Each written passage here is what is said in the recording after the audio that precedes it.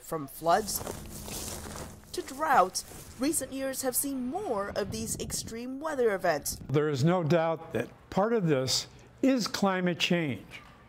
Winters are warmer. Snowpacks come later, they leave earlier. Droughts have tended to be more intense, especially here in California. Scientists say while climate change cannot be blamed for every extreme weather event, it is definitely a factor. It changes the odds. So the odds of heat waves are greater, the odds of stronger hurricanes are greater, the odds of more intense droughts and floods are greater. That means communities in low-lying areas close to the coast worldwide are at a greater risk of the devastating effects of extreme weather. We're living in a warmer world. We're living in a melting world. And of course, the unequivocal evidence is that sea levels are rising. We're living risky. We're living too close to the coast. Scientists say although the Earth's climate does naturally fluctuate over hundreds of thousands of years, we've never seen this much change over 100 years.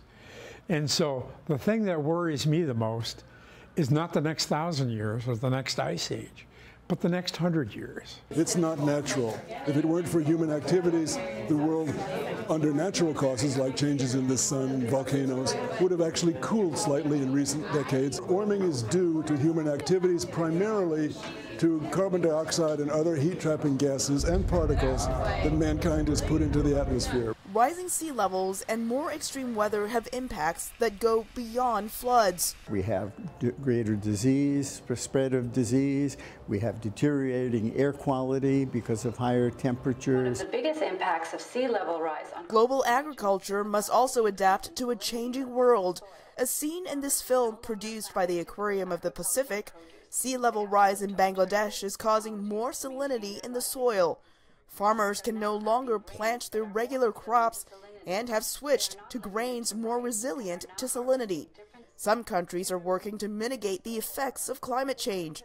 In Indonesia, American and Indonesian scientists and students are working to restore seagrass beds. Seagrass protects the shore from storm surges and helps take carbon dioxide out of the atmosphere. We can't make it go away instantly. It takes a long time, but we can act to reduce the severity of climate change. Scientists say the solution is reducing the amount of fossil fuels and increasing the use of renewable energies.